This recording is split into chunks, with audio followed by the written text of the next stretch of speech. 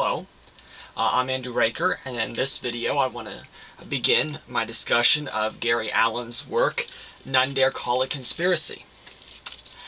This book was written in 1971. It sold 5,600,000 mass-market paperback copies between February 1972 and April 1972. I'm sure many people bought the book and didn't read it, but still, selling 5.6 million copies is quite impressive for a book that was, in general, ignored by the New York Times and other major publishing companies. I'm reviewing this book because, first off, I read it in school. I attended a private school in high school, and this was one of the texts that we read, None Dare Call It Conspiracy. And so this was how I first became acquainted with the work. When I read it in high school, I didn't understand it all. It was, in some respects, complicated, and the argument that Gary Allen made at times just didn't make a whole lot of sense to me. But now that I'm in university as a political science English double major, a lot of the points that Gary Allen makes do make greater sense than they made before. It's not that I agree with everything that Allen claims in this work, but I think that the work has more basis than what many people would maybe ideally like to admit.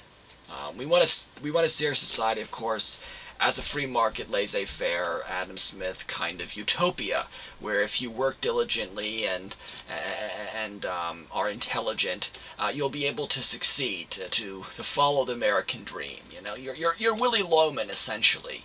You think that somehow, if you work diligently, even if maybe you don't get to the place you'd ideally want to be in life, that your children are going to go and become something great.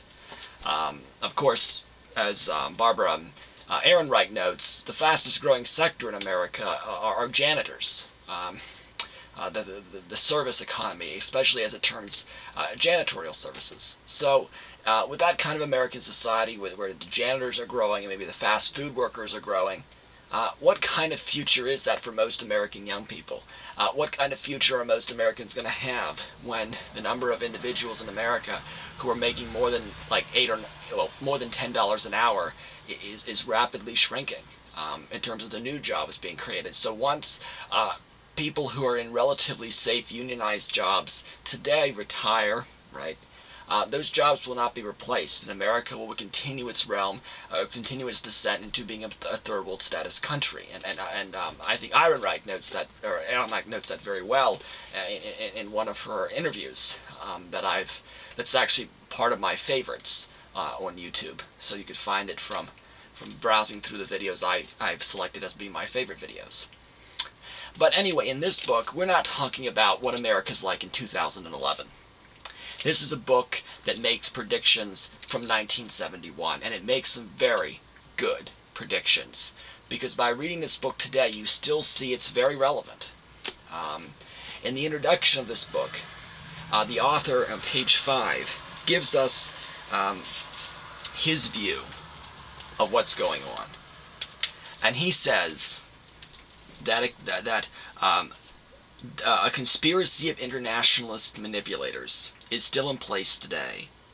Its members continue to dominate the highest councils of our government, regardless of whether a so-called liberal Democrat or a so-called conservative Republican occupies the White House. He's essentially saying we have a right-left paradigm. We have a hegemonic framework, right?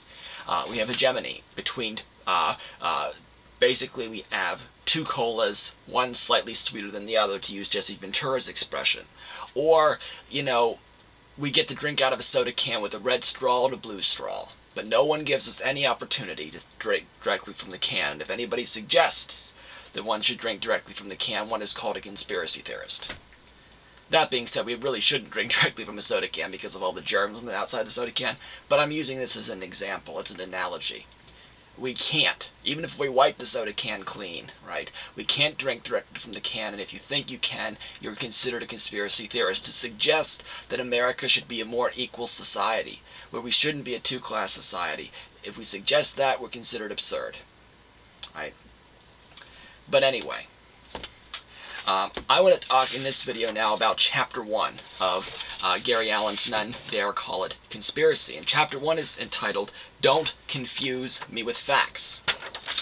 And in this chapter, Gary Allen notes on page 10 that, and I quote, each new administration, whether it be Republican or Democrat, continues the same basic policies of the previous administration, which it has so thoroughly denounced during the election campaign. And we notice that today. We see it today.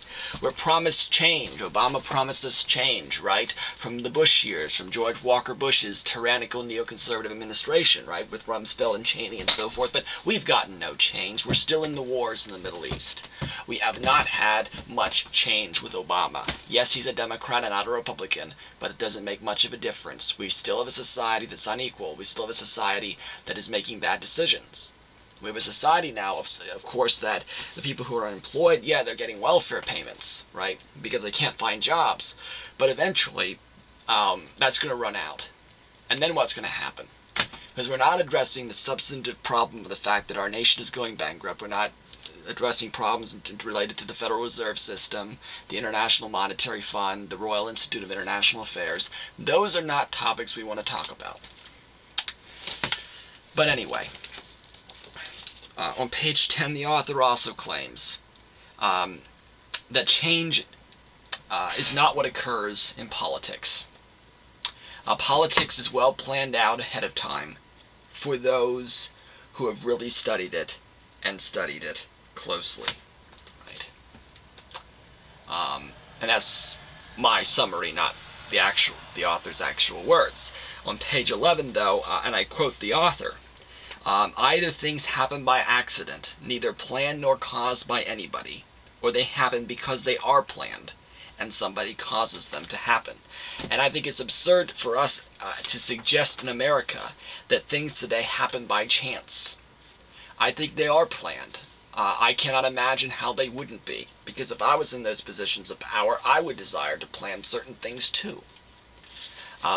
Maybe not that I myself make millions of dollars a year where most people live in poverty, but, you know, the more I see the apathy of many American people, the more I see the American people letting themselves be exploited, the more I think maybe American people do want to be in poverty. Maybe the American people are fundamentally, as a whole, incredibly stupid, naive, ignorant people who cannot read and cannot write and cannot think and cannot reason. So maybe American people will get what they're going to get. The problem I have is I know that I'm not one of the elite, right? I'm going to be the one that's going to be hurt too. I'm not part of the in-group, right? I may be intelligent, but I don't have a good family name. I might be able to get a good job, at least a decent job, working for a corporation, making some money, right? Helping to manipulate my fellow Americans, but that's not who I want to be in life. That's not the kind of person I'm going to be. I'm not going to work in some advertising firm creating advertisements that help manipulate people using psychological manipulation based upon sexuality and other means that are understood by psychology. I'm not going to be that individual. I identify with the working class. I identify with the proletarian and not the bourgeoisie. And I wish my fellow proletarians would wake up and realize how they're being exploited. It's what I wish, and that, you know, we the workers of the world would unite. But anyway, this is a good work of literature to read as well, based on the idea that of how Marxism has been manipulated, right? Well, let me continue back on my topic. The politicians and the intellectuals, and I quote this, the politicians and intellectuals are attracted to the concept that events are propelled by some mysterious tide of history, or happen by accident, and by this reasoning they hope to escape blame when things go wrong, right? Now, Allen's very clear, right, that this conspiracy that he's talking about is not an ethnic group, it's not a religious group, it's not a Jewish conspiracy, it's not a Russian conspiracy. On page 14, and I quote again, the accidentalists would have us believe that ascribing any of our problems to planning is simplistic, and all our problems are caused by poverty, ignorance, and disease. Right? They ignore the fact that organized conspirators use poverty, ignorance, and disease, real and imagined, as an excuse to build a jail for us all. And I agree with that. The elite want to imprison as many people as possible. They want as many other people as possible in some ways to be ruined or soiled by drug conviction or some other means by which they can then say these people are not worthy of a good job, these people are not worthy of success in life, these people are the scum of society, they're low in IQ, ignorant, stupid idiots, and they deserve to work at McDonald's, they deserve a horrible life for themselves because essentially they're basically subhuman. They don't have a mind and they can't use their mind. But again, I disagree with that, and I think that people who have a mind that is suppressed, a mind that is created that in that kind of way, it's been created by people in society. It's been manipulated. Well, in my next video, I want to continue talking about Chapter 1. And finish up my conversation in Chapter 1 before moving on to Chapter 2. I hope this video was informative and that you learned something from it.